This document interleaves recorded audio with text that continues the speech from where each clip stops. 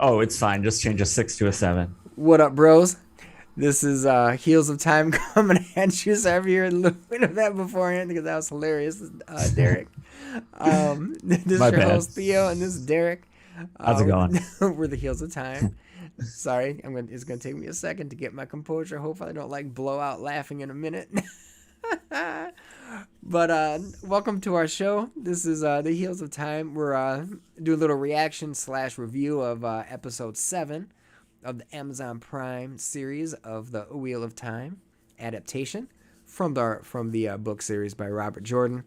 Hmm. And so Derek, there's Yes, some sir. big stuff. Oh, by the way, there's spoilers in this. Oh, Complete big spoilers for the spoilers. book. Complete spoilers for the series. So if you have not watched the episode and you care about these things, I hate to say it, but we're gonna spoil it for you, and maybe you should not watch yet. Although we give you some great information, so you can go either way. But if you do continue, please like and subscribe to our channel. That's our obligatory like and subscribe. I've said it twice already. We'll say it more. Like But and subscribe. oh, there's our third. So hopefully that's reinforced into our viewers. But anyway, back to business. Episode 7. Man, man, it was beautiful. I loved it. One little caveat, but that's okay. We'll get into that later. But we finally know who the Dragon Reborn is. Right, Derek? Finally. And it did not disappoint. Nope. If you're, I've seen a lot of, for some reason, there's a lot of book purists that are incredibly upset. What's weird is a lot of times these same people will, for some reason, think like the White Cloaks are like the good guys in the story. So it's really interesting to see like who these people are. And I'm saying there's some great people out there that just don't like the TV show. That's fine too. And you can go either way. But I think the fans are happy that the show went with the literature here. And what did we find out, Theo? Dude, so first off, you are not seeing me flipping tables, which I said I would promise I would do if they did a certain thing, and they did not do that. So as a not quite I wouldn't say a fanboy, but as a fan of the book and as a fan of the show, I was very happy that our Mr. Half Aiel person, or at least we think he's half, is actually the dragon. He is not marked Mm, yet, so technically we can't make it 100%. But okay, if I'll give you a half a second to like leave if you don't want to know who it is. It's because it's Rand. 100%. It's Rand. Yeah. So yeah, that was like my little happy dance because at least that is true to the book. So Yes. that part's excellent. Interesting. There's been a little like I want to say red herring because we don't know quite yet, but everybody's been talking about there's a gender swap. There's a gender swap, Hmm. Mm. and the big theory was that they were gonna flip the Dragon Reborn because the literature made it very very clear that it's only a male, can only be a male channeler, and throughout the TV series, even from episode 1, it could be either male or female because they don't know yet. They don't know how the Dragon Reborn is going to be birthed again, so to Right. speak. And there's always little hints that it could be this person, could be that person. Um, but it was finally laid to rest. I can finally say, hell yes, I called that shit with the iron door. You Uh, did? I was very pumped up. If you go back a couple episodes, I'm like, I think it's Rand, and Derek's like, man, I don't know. I was like, dude, he already channeled, and he's like, what? I was like, he channeled to break down the door. And it's from the Dark Friend and all that stuff. And he's like, well, maybe, And maybe it's then just I have to weak. say, I went back and looked over and over again, like looking over some JFK assassination footage, trying to find the second shooter. And then I found it. I'm like, oh my God, on the grassy knoll. He's Mm-hmm. right there. And what it is, the fingerprint, so to speak, Go ahead and watch that first episode when Rand busts down that door, and you'll see like a little ripple around the door. And I think there's even like a little musical notes playing or some kind of sound effect going along with it. So very subtle, but it's there. I really like that. And because my point at the time, and go back and roll the footage, wasn't that he can't be the dragon, right? But simply, I just thought, well, even if he channeled there, that's not enough on its face for him to be the dragon. And what seemed to cement it in this story, like he had a clue that was revealed. Why don't we talk about that clue first? So, how did the show start? You talking about like when Logain is channeling? No. I mean this last episode, it started with no pun intended, cold opening, the snow. Oh, okay, yeah. So go ahead, just do it. Just say it. Oh, okay, sure. So what do we see? We see an Aiel fighter, closer examination, a woman fighter, closest examination, pregnant woman fighter. Correct. And she is not only veiled. Closest examination, one more step further, she's going into labor. So she is ruthless. She is not taking any quarter. Bam, you're dead. Bam, you're dead. Bam, you're dead. This is just one Aiel warrior, okay? And if they're true to the literature, she wasn't even born in the Aiel waste. Like she just went there to, like, in an older point to train. So you can only imagine how the other Aiel warriors are. You imagine the Aiel women that are head and shoulders taller than most men. Like these are ruthless, and they call them maidens of the spear, people. If I'm not mistaken, right? The maidens of the spear, right? So interesting. So my point there was just that we got to see how amazing their warrior society is, and this one particular maiden of the spear is giving birth. So unfortunately, she loses her life in the process, which again is true to the book. Which is true to the book. So what do we find out later in the story that Rand has known all along? Who was there to get the baby other than Tam Althor himself? Mind you, though, I think, to be honest, I don't think he knew all the whole time.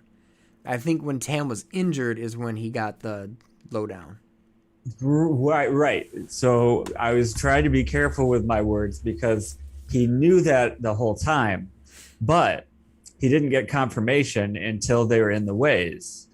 And then the Machashin, the version in this story, said, you knew all along, you know you're the dragon, blah, blah, blah, blah. Right. Bam. Bam. He's the dragon. So do you mind if I riff off of that since I brought up Machashin? Oh, yeah, do it. Okay, real quick. I think I get a quarter to a half a point for this. I thought that the ways would be changed drastically. I was right about that. You called that last episode? Right. And thank you for giving me the credit. The other thing I thought would happen, though, is I thought they'd combined it with the portal stones. They didn't quite, but I was happy to see that we still kind of got to see not alternate lives play out, but kind of like your darkest life in a way. So the Machashin kind of gave them the darkest version of themselves. And so that was kind of like an elsewhere kind of taste of, this is like a version of who you are. So I thought that was, at least in the same vein as what happened with the portal stones. So I thought that earned me at least a half a point. Maybe not. Maybe a quarter point. 3/4. I'd even take 3/4. That'd be good, but probably not a whole point. So yeah, Machashin in the ways, I not the same. Like presumably in the books, it would talk all that mess for maybe a couple seconds before ripping your flesh off. So I don't know if it would have gone on that long before causing like real damage, but I liked it.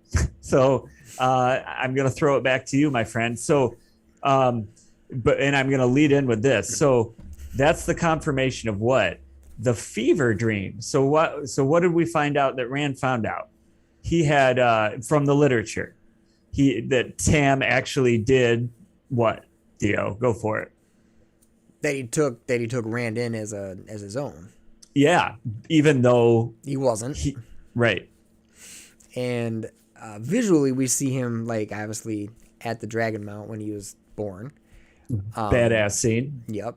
And then that's, if I remember right, that's pretty true to the book. Maybe not quite exact, but close enough. Pretty good. Yeah, like finds him, takes him in, does his thing. Oddly enough, at least for me, even in the book, I'm kind of surprised that even though Rand was a badass with the bow, I'm kind of surprised with as badassery with the Heron sword that Tam was. He never really made Rand like a blade master. Kind of surprised. So Like I have pure a couple. blade master, but maybe you got a little. I got a couple answers for you. Go for it. So none are going to be satisfying for the show though, but half of one. So in the books, the background story is Tam is disgusted with fighting, killing, battle. And? He doesn't have it in him anymore, and he doesn't want his son to go down that path. And True. it's like, okay. But here's the thing. Robert Jordan, for all intents and purposes, Tam was originally the main character. That wasn't his name, but the main character that Robert Jordan had in mind was going to be a soldier that left home, went through the yada yada training process, became a soldier, went to war, and then it was going to maybe end by what Tam finds or something like that. Or maybe it'd be totally different. Or maybe Tam would be some version of the Dragon Reborn, whatever. So the point is, he has this background idea in his head when he's writing it. So that's all good and fine for the readers. But to your point about the show, yeah, we see he's a soldier. So maybe some people will just assume, okay, he's not proud of his soldiering past. What can we draw from that? It was in a box locked under his bed, like stowed away, collecting dust. It wasn't out in the like open and on display kind of thing, right? That's exactly what I was trying to say. I guess the only thing I would say is, even reading in the book and knowing that, yeah, excuse me, put that life behind him and blah, blah, blah. Right. You're not in a bustling town. And Trollocs don't necessarily come around all that often. So yeah, you may not have mega, super beasts coming at you, but you're still going to probably have normal big woodland creatures coming at you. And where they lived in the book and in the show, they weren't downtown, Two Rivers. No. They were, I won't say mountain people, but I mean, in America, we would say this is kind of like Appalachia. Yes. So okay, now yeah. In terms of, do Appalachia folk roll around with pimp swords and like slice bears in half with them? Okay, no, obviously that probably isn't necessarily the case. But they'll have their boar spears probably. Right, they're gonna have other type of weaponry. Their hunting bows. Right. So it's not that far off, but this is Fantasyland, and I mean, Tam was sweet with the sword to get that. So you're kind saying of blade. So you're basically saying what? So you're saying he was a bad father because he could have given Rand this extra bit of knowledge to protect him even that much better. Bad father Tam. Not wow. All right. No, I kind of see. Not necessarily bad father Tam, but don't be just. At least okay, if you're awesome, and your dad's awesome at something, or your mom is awesome at something, and you're just like, you have the aptitude for it, you got the skill set for it. No. So here's something. I'm not going to teach you anything. So here's something that doesn't come up until much later in the series. So it doesn't help you now, but here's a theory I have. Go for it. Like, if Randland were real, and we're going to play out what would happen if a young shepherd were taught how to use a sword, I would put that akin to teaching a young Appalachian boy who lives in this dirt poor community. No offense to anybody who lives in a poor community. And for some reason, he has an officer's 6-shooter revolver that's silver plated that you give to commissioned officers who make it to a certain rank, let's say colonel. Okay. So colonel, what's that? That's past major. Major's been there for a while because they're past captain, who's past the lieutenants. Okay, and maybe I missed one in there. So yeah, go ahead. We're talking about a situation like that.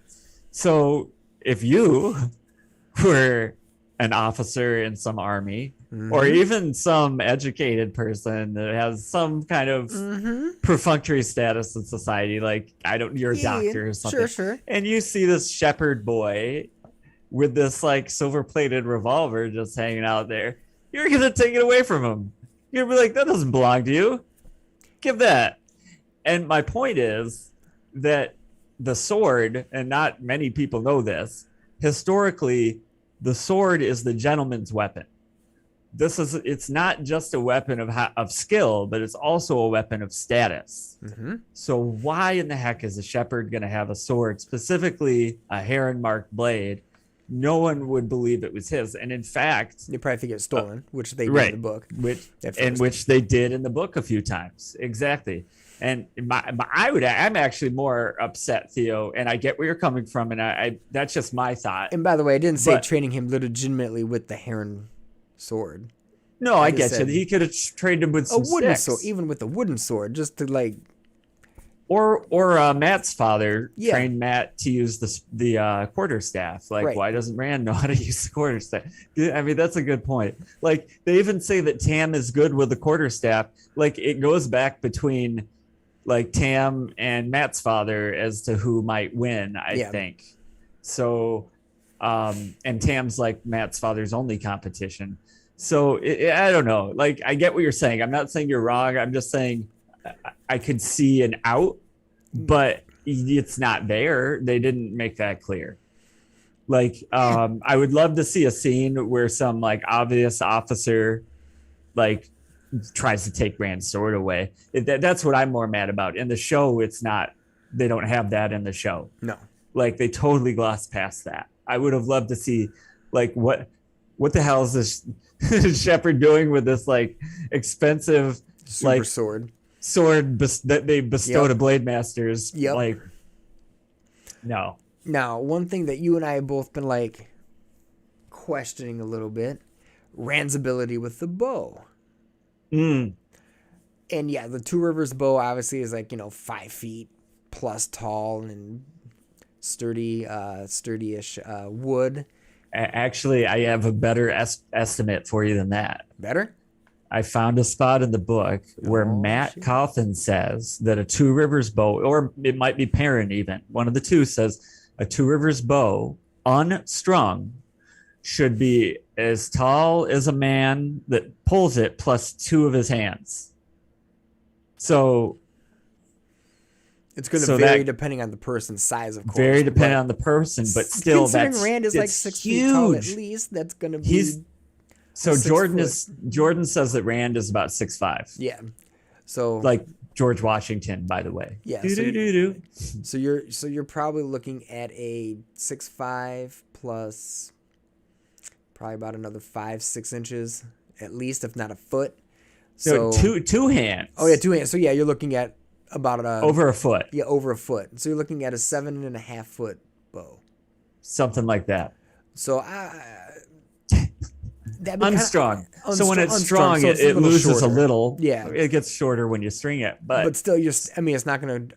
Even if we call it strung at 6 feet, which as I think that's a little bit much. But damn, can you imagine trying to carry a 6 foot bow around? Right, it wouldn't work. It would not work for the show. No, it wouldn't. So I now understand. But man, that bow. The whole point of that bow for the show, so for the books, and this is a great part for the viewers to actually go read the books, because the books are more interesting at this particular piece. Yes, because they make the point in saying a Two Rivers bow is powerful enough to punch through armor, like plate mail. Like that's how strong it is. And what are we translating that to? Killing Trollocs, because killing a Trolloc requires that extra stopping power.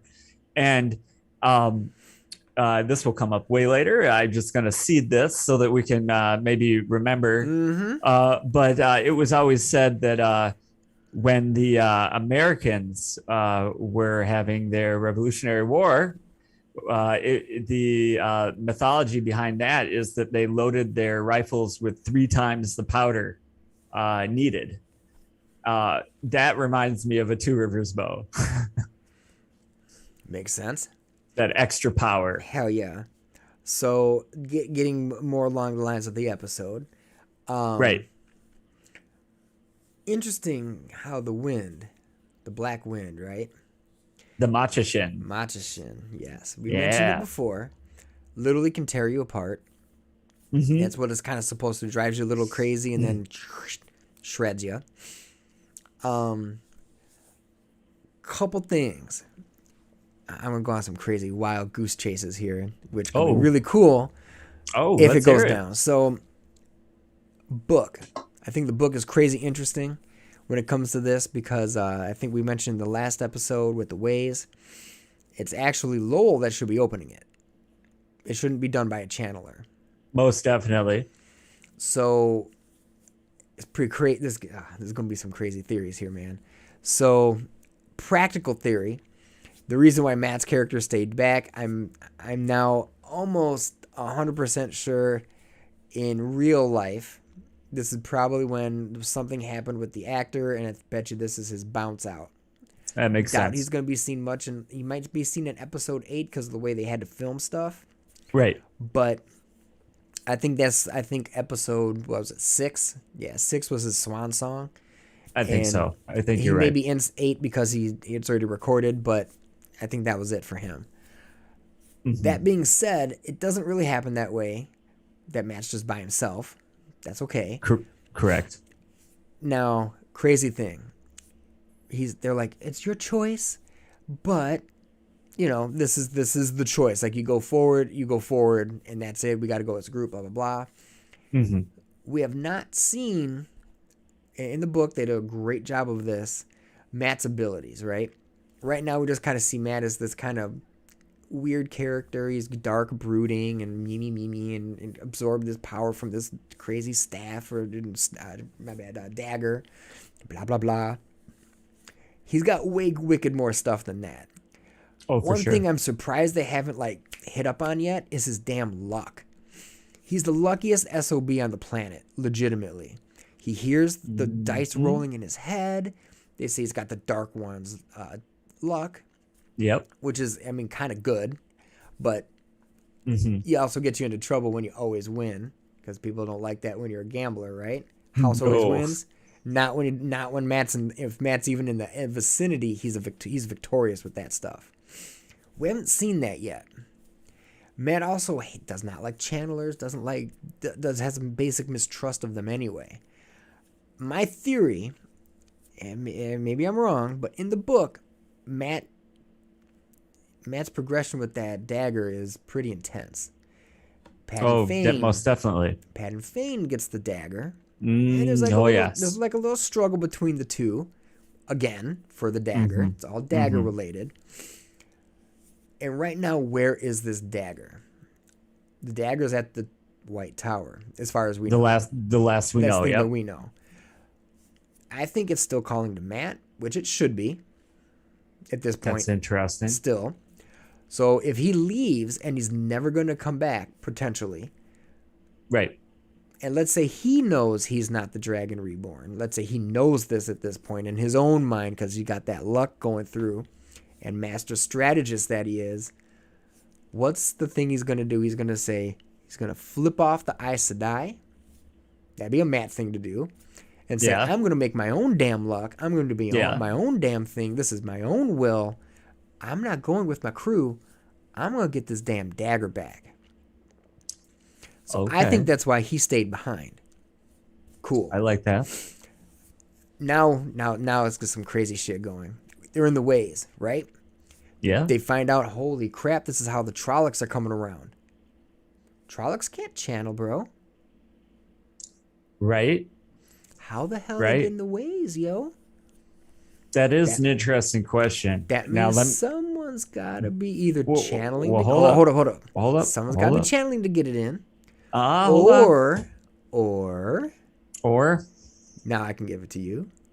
okay, so here's something that's we and I'm sorry we haven't talked about it. I forgot to bring it up. But there's either a deleted sequence or it's something we'll see in the next episode. Mm-hmm. And it's a still of the Patton Fane actor holding a leaf, like an access key to the ways. Mm-hmm. So it might be that that's like a ter'angreal or something, because it seems like they were, or it might be that they originally just had it that like it has the key, but for whatever reason the key was missing here, so Maureen just made one with the power. Whatever, we'll never know. Yeah. Because subtle reshots are made and edits are made as before the thing comes out. Sometimes even days before. They might be like, no, let's go big. We'll go back to this, and then that's what we get. You never know. So that's all I'm saying. We don't know yet technically if the ways even require channeling. Right.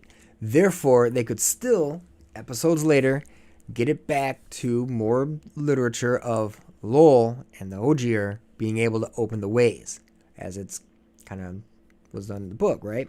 Right. Non-channelers can open it as long as they know how to do it. Cool. Yeah, they got to use that key though. Yep, to do it. Which would make sense why Patton Fane was able to walk through, because at this point, as far as we know, he can't channel.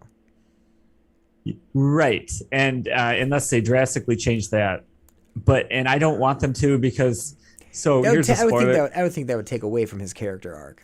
Here's a spoiler, folks. Patton Fane is one of the very few people in the series, Whole series, that has else explained powers. Like, they do not define what his powers are or how he has them exactly. It's not like they rigidly say Rand channels Sidin, which breaks into 5 elements, and that's where he gets his stuff. Maureen channels Sidar, and she channels the 5 elements in a different way, which produces just about the same effect. Okay, sweet. No, with Patton Fane, it's not that way. He has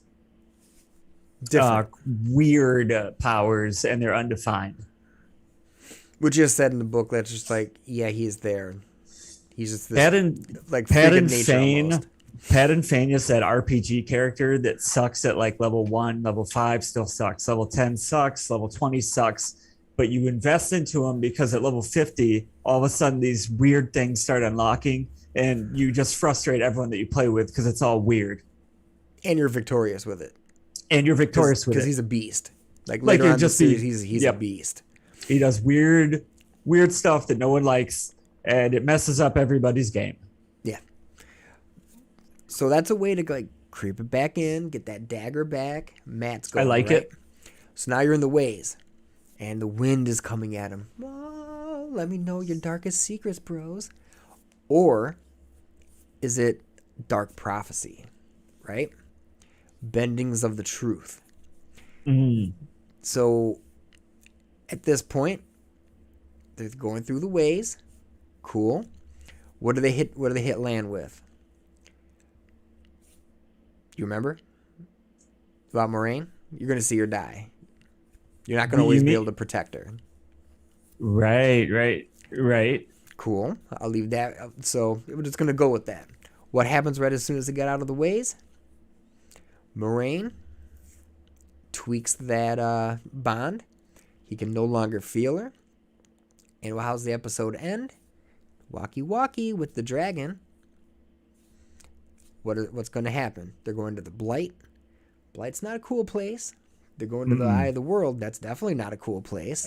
And in this series, the prophecy is whoever stands between the Dark One and the dragon will die. So, potentially, if they make it all the way, Moraine going to die.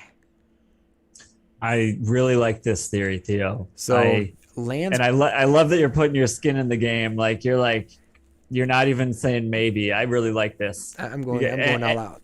No, I'm going on team Moraine's gonna die. I'm on your side. I believe it.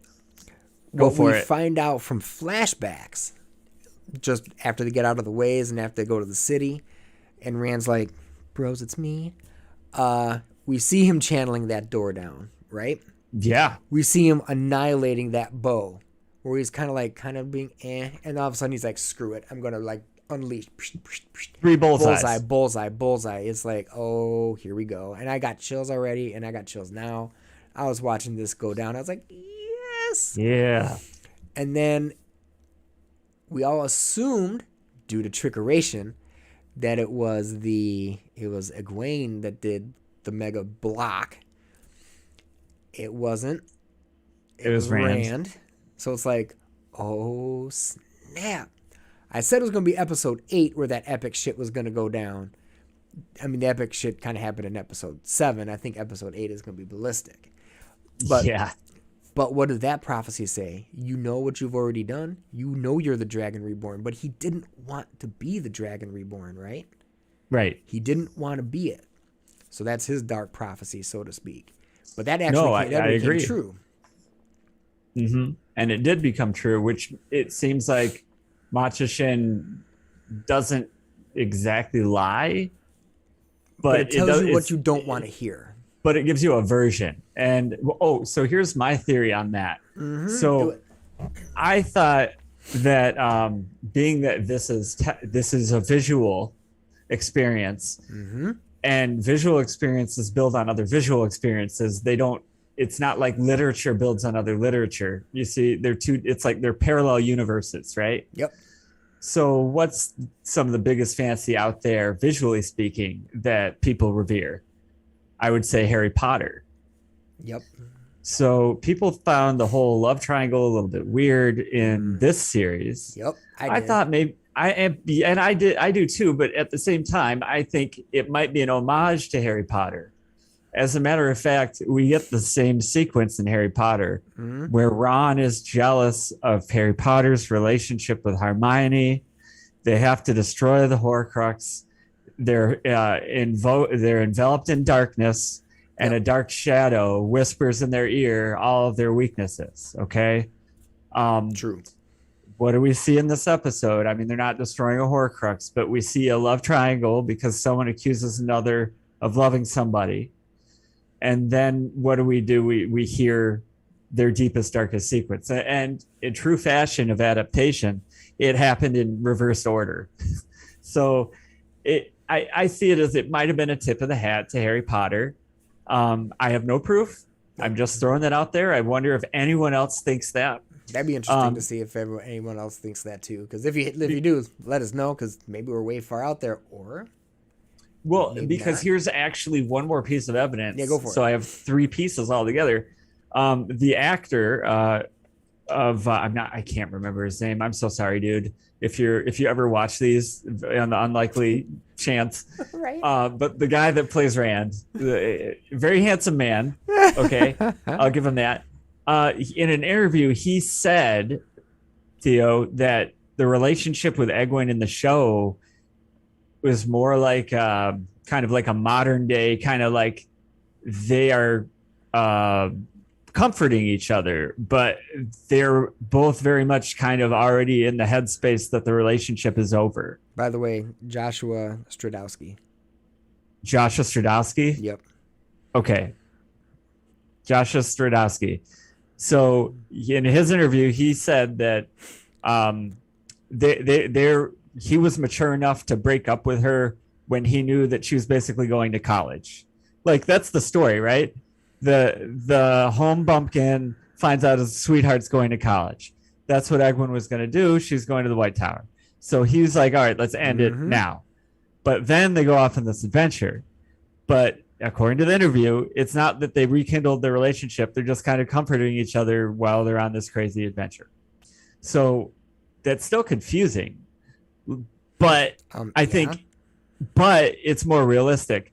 So I think here's what I think, Theo. Since we didn't get to her. I'm gonna just bring her up here. Do it. They brought in Min. Yes. We got to see Min. That was And incredible. Min threw out that 3 beautiful women are in Rand's future. Booyah. So she didn't say he has one now. Nope. So that's not including Egwene, I don't think. Mm-hmm. And I think they're going to go back to the more traditional story that Robert Jordan wrote. And of course, spoiler alert, Min might be one of those 3 beautiful women. And that's just a cheeky way of I putting. wonder who that baby's is. But that would be so Min to not just say you'll be with 3 women. If she knew it was one was One of her, her? she'd be like 3 beautiful women. Right. Like, you know. So, but yeah, so I'm really hype about Min being in the show. We were wondering if they were going to throw that in there. As a matter of fact, that was one of 2 times during the whole time that I watched the show with my wife where she told me to pause the show, and she said, if that is the actress that they got for Min, then the way they dressed her is totally Min. And I just thought that was a really cool thing because my wife, she's read up to 5 books. So she knows like what these people kind of look like in her own head. And I agree. And the way she put it is, spoiler alert, she's like, especially when Min goes through that transition of having to wear like more dressy clothes. She's like, I can't wait to see that in this show. That's going to be funny. Yeah. So, yeah. What other prophecies did we get? So let's see. I'm trying to remember. It was all like, I was so hyped with the other ones. So let's see. Who do we have left? We have, ironically, did they actually say anything about Moraine? I don't think she had one. Did she talk to her? I'll have to watch it again. So I'm not talking about Min. I was talking about the Ways still. Yes. The Ways said to her, you're not a hero like you think you are. You're just going to get these children killed. Oh, yeah. That's right. And it's like, damn, that's like some truth. Yep. So is it though? Yeah, look, let me put it this way. So You're talking about like saving the world and you enlist some like kids? Mm-hmm. Well, one of the kids is the dragon, right? So at this point, no, for sure. So he at has this to. Point, she doesn't know who the dragon is. Right. The dragon knows who he is, but he hasn't made any announcements. I see where you're going with this. So Go for it. What did they do? What did she do? She made it come true. She's like, I'm not going to kill these kids because what happens? Right. Rand being Tavarine, bam, flips the script on it. She leaves, blocks Lan.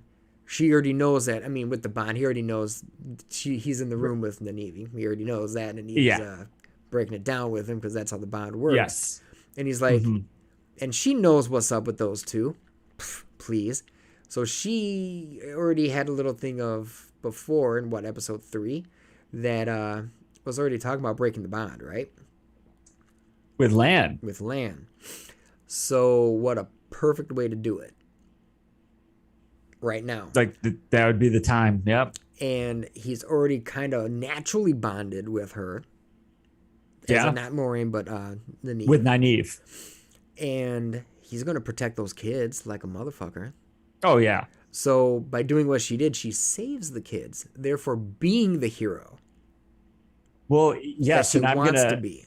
I'm gonna add to what you say with a slightly different perspective. I'm just gonna put it like this: that confirmed to her that her mission was disastrous. Yes. And remember, before when they were like, "Well, what's gonna happen to the rest of us?" She's like, "We won't know until the moment it happens." After the shadows, you're gonna die. People, yeah. Nynaeve's like, "What's gonna happen?" She goes, "If you're not the dragon, you're dead." Yep, and straight up admits it to him. Straight up. Yep, and that's when the love triangle thing comes out. That's cool. So right. you're better remembering this. What did Perrin say? Where they tell Perrin? Oh, in the visions. Golden eyes with a bloody. No. I'm sorry. In the ways. I got Min. Min's good to go. Oh, sorry, dude.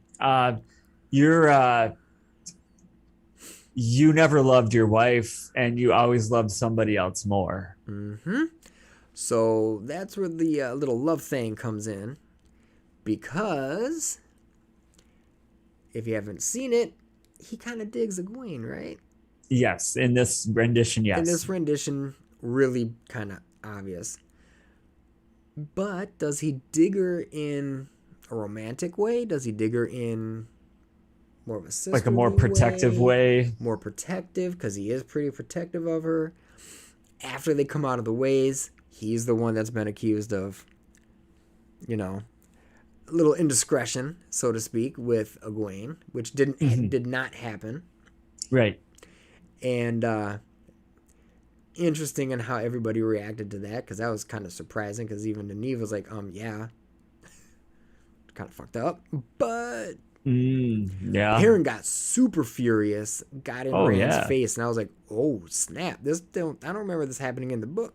I mean, it didn't, but actually having those two go to head would be unusual. It happens once in the book. Once, and it was like knockout, drag out, mega homie fight. But yeah, Perrin thought he was going to die. Yeah, I mean, Rand whooped his ass. But it's like, I actually at this point thought Perrin was going to pick him up and throw him, right? Right. That's how, like, I mean, he was looking like a wolf. He looked like he was about to snap into a Slim Jim. You know it. Oh, yeah. So I was like, oh, damn, they're going to break it down here? That was kind of surprising, but it calmed down. And I think it's like a fake love triangle.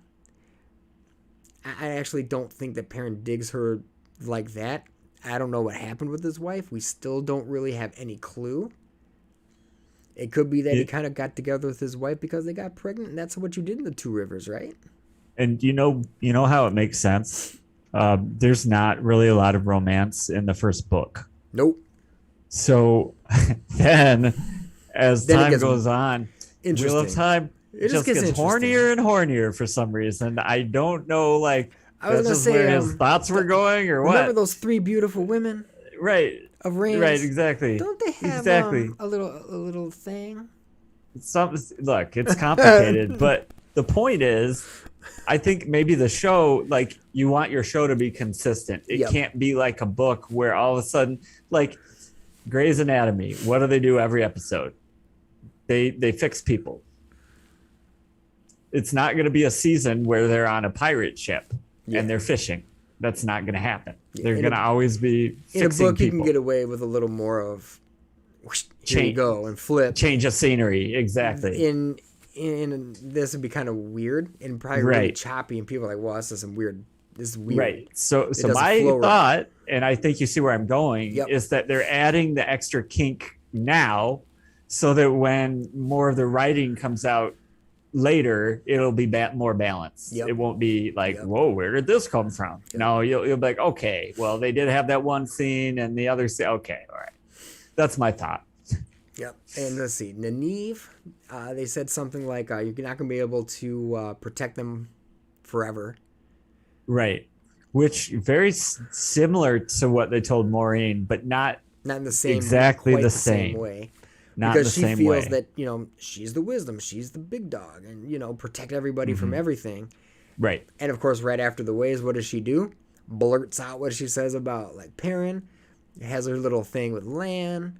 Kind of calms down from the high and mighty wisdom, and I'm above you all. She kind of does step down a notch. And then Egwene, what do they say to her? It's eluding me right now, but if I had to guess, I think they tell her she's never going to be Aes Sedai. Does that sound, or no? Did they tell her she didn't care about Matt? Something to that. I don't remember. Sorry, audience. Sorry, y'all. I should have taken more notes. I had it so fresh in my mind. I was like, I'm going to rip this apart. It's all good. Cool thing. We go more with the foretelling and the foreshadowing. You have Min looking at all the folk, and they're like, what do you see with Rand? Baby, super happy. Right. Interesting, but who's the father, or who's his significant other? Beats me, not there. Weird, but okay. Perrin, damn, he freaky. He got some golden eyes and some blood coming down his face, out of his mouth. That kind of confirms what Moiraine already knew, because she knew he had golden eyes, and she knows exactly what that is. he might not exactly know yet, but I think I got a little flip on this.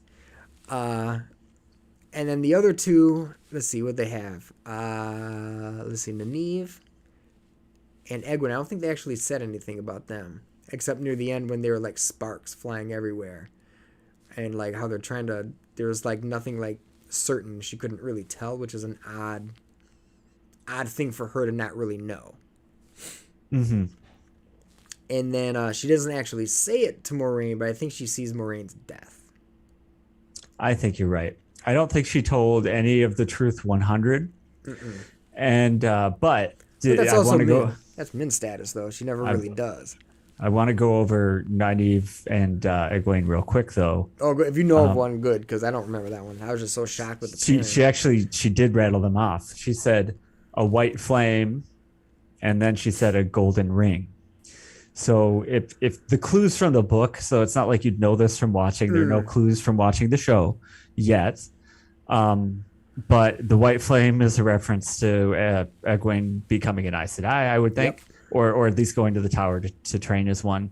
And the golden ring reference, well, we will find out that Lan Mandragoran has a golden ring that is essentially the king's ring. Mm-hmm. And this is something that Nynaeve will inherit and treasure if they go along with that story vein.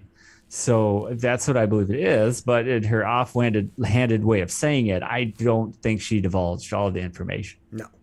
Which also gives credence to Moiraine, knowing she's going to die. Lan bonding with Nynaeve, eventually giving her the ring. She knows that the kids are safe at this point. She's got the dragon. Everybody is ID'd. She also knows that Perrin's a wolfman.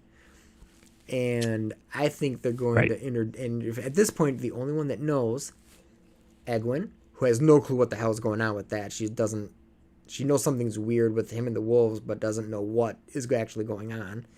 He might know what's going on with them because I think he can communicate with them. Oh, for sure. Or at least sense their intention. Otherwise, he wasn't. Why the hell would you not be scared of a growling ass wolf? I'd be scared shitless. He was like, "We're cool, man. Let's roll." So I think he knows something's up. But if Moiraine does die, that means nobody else knows about it. I think that's how they're going to introduce Elias. I'm saying it. Maybe not episode 8, but I think next season they're going to divulge a little more into Perrin. Because, man, I love Perrin. I've said this in the beginning. They've done him dirty a little bit in this series. He has It has nothing to do with the actor. Actor is phenomenal. But I want more. And he's done more in these damn books. And it's just like, he's done some stuff, but like his story arc is so like crazy and amazing. It's just like, I wish they would show more of it. I understand you're dividing your stuff into 5, makes it tough. But that's cool. So Moiraine knows that all these people are protected, right? She obviously knows that Rand's going to live. She knows that all of them are going to live by her choices. She might die. Right. She doesn't know who the dragon is, but she knows, okay, it's not Egwene, because she's probably. I mean, Min. By the way, for the record, Min's visions are never wrong. They're never wrong, but she doesn't always tell the truth about them. Right. No, well, she doesn't always know what they mean. That's what you meant, right? Yes. But the other problem is she doesn't always tell the 100% truth because, except for a few people in the story. But anyhow, because sometimes she can't, because it'd be like, well, you're going to die tomorrow. Yeah, you don't really want to. She just doesn't want to. Doesn't want that burden on that person. So she saves people from 100% of the truth. That's true. But in terms of what she told Moiraine, that means all the kids are safe, right? So she's happy. She knows whatever decision she's about to make is the right one to save the kids, at least. Good point. And it so happens that Rand finally accepts that he is the dragon and goes to her. Yes, it's a little rushed. Yes, technically he was fighting this whole thing for 3.5 books or so before he's like, I'm the dragon. Like, legitimately, like, I'm the dragon, and becomes like really badass. Yeah. So just happily accepting it, or kind of happily accepting it, kind of quick, but it works on the. What are you going to do? Have 3 seasons of who the hell's the dragon? Can't do that. So this perfectly makes sense. And going to the Blight is going to be fabulous. And you're going And to those say, spooky trees. and you're going to say, so if you think Moraine's going to die, Theo, how do you think it's going to go down? I think Rand is not ready to match the Dark One right now. Right? Hell no. He barely Well, knows how to do I have another theory on that, but go ahead. I don't think he's got the juice yet. He hasn't. I agree with that. He hasn't built up his little mojo. What we've been introduced to is the Forsaken, right? I think they're going to get to the Eye of the World. Yes. It's going to be different than the book. I think one particular Forsaken is going to come out. This is going to be the epic battle. I'm calling it right now. I'm saying Balzaman is like, or the Dark One rather, is like punching,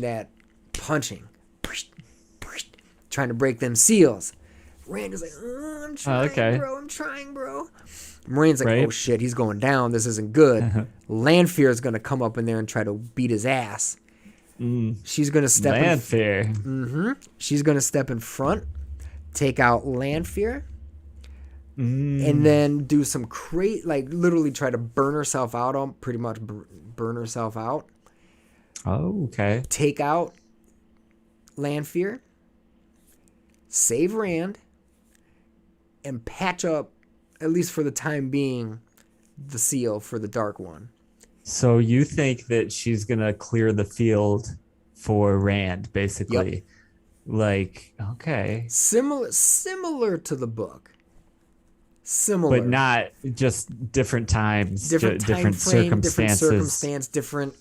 Different scenery, different scene for sure. So you're kind of saying we're going to get... I was the one that brought the Trollocs to the Two Rivers. That kind of talk, possibly. And it might be Lanfear that's doing the talking. Okay. Which, if they don't have a key and they got a channel, who can still channel, bro? Forsaken can channel. You mean for the Waygates? Yeah. Or they might fix that a different way, depending on if the deleted footage is going to be used or what. Right. I don't think Padan Fain is leading the Trollocs. Let's put it that. I don't think that's him leading the Trollocs. I think he's on his own thing right now. It depends. He could have been the one to bring them to the Two Rivers if he knows how to use the ways. So it depends on how they did that. Now, but I do agree in this situation, it looked like he just was there already. And just when the Trollocs came, he just didn't look concerned. But it didn't look like he was leading. And you would think like, well, if he had to do with the Trollocs and they were his army and he was just waiting for them to come, you'd think he would have joined them in the killing. Or so being I agree with Fain, maybe he wants to be a little sneaky and not give up his one ace in the hole. For sure, but at the same time, if he thought this was his one good chance to get him, then you think that he would whoop that ass. Right, yeah. Exactly. So I bet for those reasons, I think you're right. I think it's someone else's army of Trollocs, which is brings us to the question, who brought the Trolloc army? So what do you think? Do you think it was Lanfear, or do you think she's just going to show up and cause trouble? Like what the heck do you think's going on there? Well, Lanfear and Moraine get in a mega battle, right? In the book. Oh yeah. And doesn't Moraine die taking out Lanfear? Basically, yeah. And Lanfear does die from it, right? She's gone, yeah. So this would be a perfect way to end Moraine. Mm-hmm. Both for the show for now. Right. Bring her back later at some point. Hint. Like Gandalf the Great, Gandalf the White style? Kind of what happened in the book, right? Yeah, kind of. Introduces us to the real badasses, because we really don't know who the badasses are. Yep, we know that we got the Midril, cool, but we haven't seen him in like 5 episodes or some shit. It's been gone. No. We've seen Padan Fain running around, but we don't know if he's a good guy or bad guy or what the hell's up with him. Right, he's a bad guy, by the way, true. But we don't know for sure. The dagger, dagger, at this point, theoretically, Padan Fain could be some homie party, just causing trouble, but not necessarily lethal. We don't know. And he pawns Matt's shit that he steals, so he could be thinking, "Oh, super treasures." Who knows? So we don't know. The Trollocs, they're awesome, but they're dumb. They're not like the actual real bad dudes. No, they're not the brains behind the operation. So we see this character in dreams only with the amber eyes and stuff. But I don't think he's Haven't ever... seen dude in a while though. And all he does is kind of roar. He doesn't actually speak. Right. I don't think they're actually giving him lines. But he has eyes, so he's not a murderer. Right. So who is it? Who's the big baddies? The only big baddies that they've hinted at are the Dark One, which we have not technically seen, and the Forsaken Dolls, the idols. Okay. Yep. So what better way to knock out episode 8 is to kill off a mega character? You're not going to kill off the dragon. Not right now, at least. No. So you're not going to knock him out. It's been foreshadowed that Moiraine's going to die. Moiraine going to die. Perfect way. End the like do like an end clip of her just going, oh. Fade out, bam. Season 2. Leave it all hanging, and everyone's like, what the shit just went down? Perfect. You introduce the big baddies. Yeah. And you can even have like the Forsaken shadowed in the background. So how many Forsaken do you think will show up though? That's the question. I think there's going to be one physically. Okay. And I think they're going to like shadow the but other we'll ones. see the rest. You think we'll see all of them though? I think we're gonna see them That's all. a bold prediction, man. Hell yeah, bro. You got to go balls out, right? Fuck it. If you want this show to be good, you got to give people some like bait. What better bait and be like, oh damn, there's 13 Forsaken, yo. Or in this case, there might only be 8. But either way, 8 and a mega dog. Right. And she just took one of them out. So cool, dude. You got 7 left or 12 left, whatever. I see what you mean. Oh, I see. That would turn the show into like an interest. That would give it a motive, like a reoccurring theme. It's like, who's the next Forsaken to take down? I like that idea. That really plays out good for a show. And this is gonna sound brutal and a half, man. Maybe because I don't like, Derek forced me to watch those damn trailers because I was gonna go in blind. I don't watch trailers. I have not watched trailers for really The Matrix. I have not watched trailers for Spider-Man. I try to go dark for that kind of stuff. Like, I don't want to know. I don't know if Rosalind Pike is actually in for season 2 or 3. However, what I would venture to say is, since she is the most seasoned actor that's in the series thus far, and the biggest reoccurring role, I would think that her salary would probably be one of the biggest. Oh, I would imagine. So if she's not here for a few episodes, you save her cash to do for absolutely other stuff. I think that makes sense. And if it actually happened in the books where she disappeared for a few books, why not? Exactly. And it's kind of like you have this draw with this your top builds like A-lister. Yep. Just like, I mean, Game of Thrones, man. Game of Thrones. The first episode, what? First 20 minutes? Head off. Well, not like, no, but Ned Stark though. He dies in the first season at the end.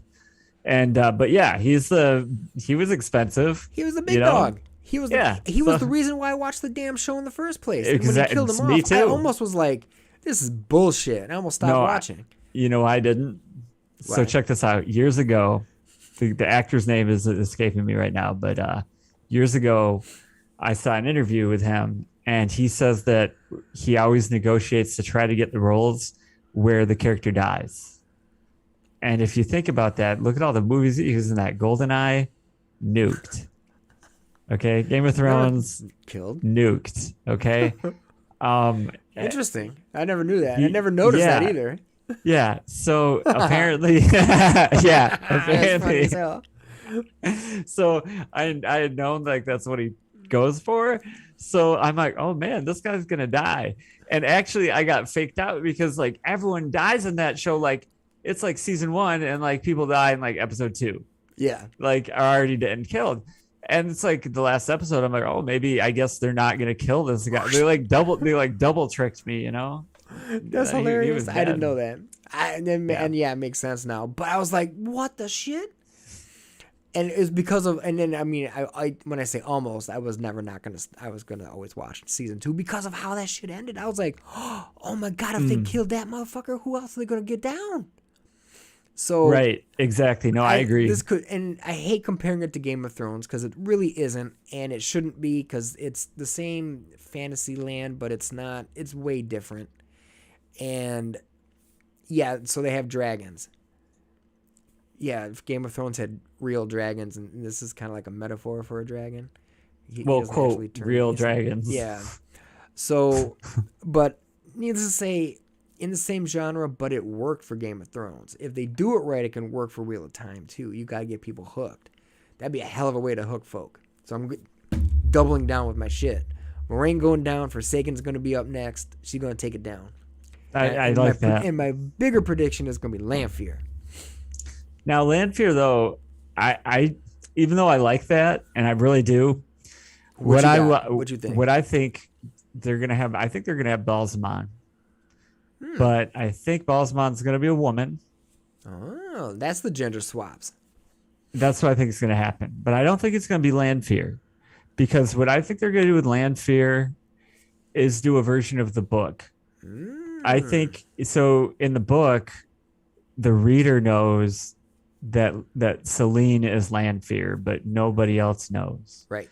So I thought it would be sweet if in the show they cast Lanfear with a different name, and she's there for the whole season as a character, and then she's revealed at the end of that season, having been established, and then you're like, oh my god, it's not Susan, it's Lanfear.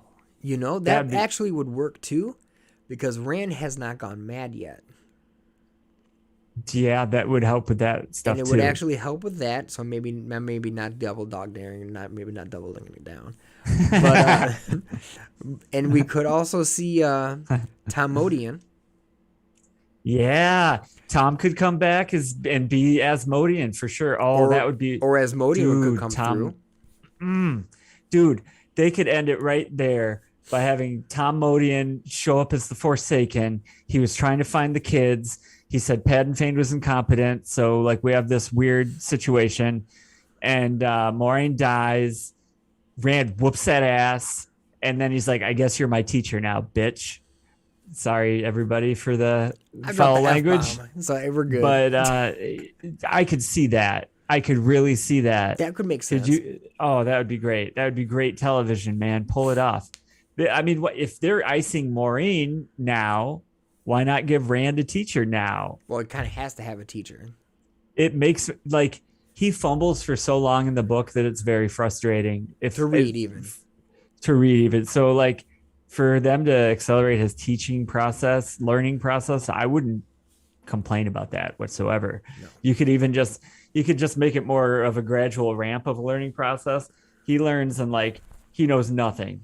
He knows absolutely nothing for like such a long time, and then it's like boom, boom, boom, boom, boom, boom. Steps. Big Yeah. steps.